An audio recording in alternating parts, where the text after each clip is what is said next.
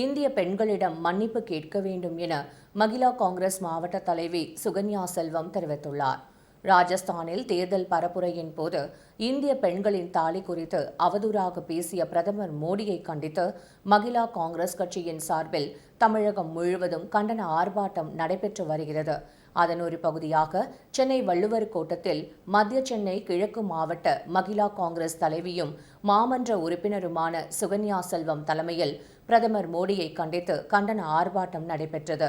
இதில் பகுதி தலைவர் கராத்தே செல்வம், 1000 விளக்கு சர்க்கிள் தலைவர் ஷாஜகான், வட்ட தலைவர்கள் MS பாஸ்கர், மோகன், அமிர்தராஜ் மற்றும் மகிழா காங்கிரஸ் நிர்வாகிகள் உள்ளிட்ட பலர் கலந்து கொண்டு பாஜக மற்றும் பிரதமர் மோடியை கண்டித்து கண்டன கோஷங்களை எழுப்பினர்.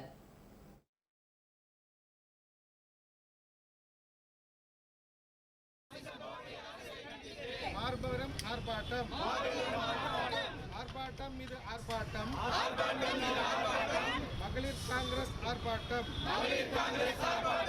பேசாதே பேசாதே, தாலியை பற்றி பேசாதே, காங்கிரஸ் தேர்தல் அறிக்கையை கொச்சைப்படுத்தாதே, தெரியுமா தெரியுமா, தாலி பற்றி உனக்கு தெரியுமா, அனுமதியோ அனுமதியோ, தாலி பற்றி பேச அனுமதியோ, பழிக்காதே பழிக்காதே, சிறுபான்மையினரை பழிக்காதே.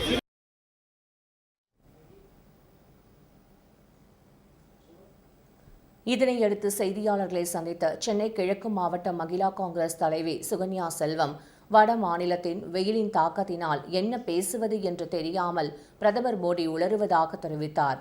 மேலும் மணிப்பூரில் பெண்கள் நிர்வாணப்படுத்தி கொலை செய்யப்பட்டனர், ஏன் அவர்களுடைய தாலியை பற்றி பிரதமர் மோடி கவலைப்படவில்லை என கேள்வி எழுப்பினார்.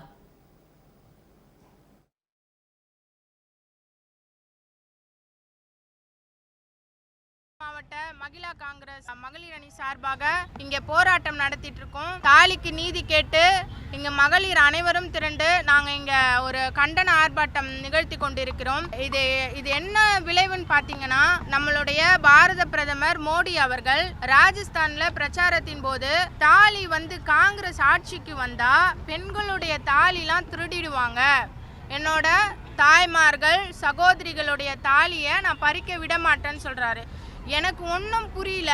அவர் ஒருவேளை வட மாநிலத்தில் வெயிலோட தாக்கம் அவரை தாக்குனதுனால பிரதமர் மோடி அவர்கள் அவர் என்ன பேசணும்னு தெரியாமல் பேசிகிட்டு இருக்காரு.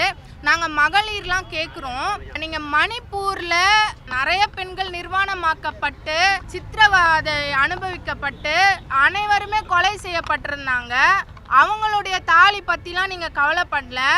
எங்களுடைய வருங்கால பாரத பிரதமர் ராகுல் காந்தி அவர்கள் பாராளுமன்றத்தில் 80 நாளாக கேள்வி கேட்டுட்டு இருக்காங்க. நீங்கள் 80 நாளாக அப்போ அமைதியாக இருந்தீங்க. பாஜக தொடர்ந்து சரிந்து கொண்டு வர்றதுனால எப்போவுமே ஒரு ஹெட்லைனில் இருக்கணும், ஹெட் நியூஸில் இருக்கணும், ஒரு வைப்லேயே இருக்கணும்னு சொல்லிட்டு எதுவுமே பேச தெரியாமல் எதுவுமே அவர் பாரத பிரதமர் பேசிகிட்டே இருக்காரு. இதேபோல் பெண்களின் தாலி குறித்து அவதூறாக பேசிய பிரதமர் மோடியை கண்டித்து தென்சென்னை மத்திய மாவட்ட மகிழா காங்கிரஸ் சார்பில் சென்னை சைதாப்பேட்டை கலைஞர் வளைவு முன்பு கண்டன ஆர்ப்பாட்டம் நடைபெற்றது. தென்சென்னை மத்திய மாவட்ட காங்கிரஸ் தலைவி உமா தலைமையில் நடைபெற்ற இந்த கண்டன ஆர்ப்பாட்டத்தில் தென்சென்னை மத்திய மாவட்ட காங்கிரஸ் கமிட்டி தலைவர் முத்தழகன், மகிழா காங்கிரஸ் மலர்கொடி, தமிழ்நாடு காங்கிரஸ் கமிட்டி மாநில பொதுச் செயலாளர் இல பாஸ்கரன், மாநில செயலாளர் ஷெரீப், மாவட்ட தலைமை நிலைய செயலாளர் மன்சூர் அலி, மாவட்ட நிர்வாகிகள் மற்றும் மகிழா காங்கிரஸ் நிர்வாகிகள் பலர் கலந்து கொண்டு பிரதமர் மோடியை கண்டித்து கண்டன கோஷங்களை எழுப்பினர்.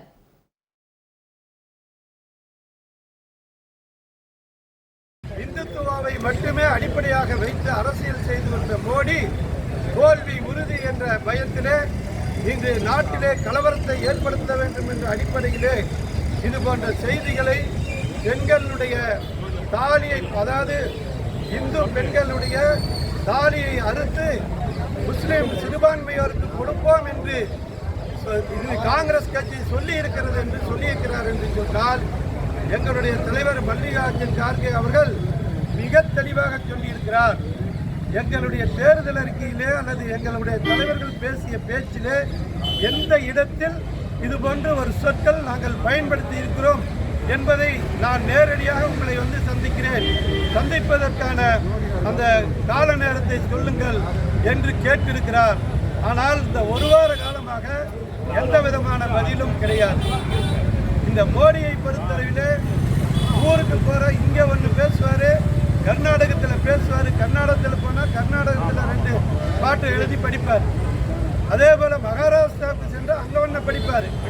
எல்லாத்தையும் ஏமாற்றுகின்ற ஒரு இந்த நாட்டினுடைய பிரைம் மினிஸ்டராகத்தான் பிரதமராகத்தான் மோடி அவர்கள் செயல்பட்டிருக்கிறார்களே ஒழிய மக்களுக்கான பிரதமராக இல்லை.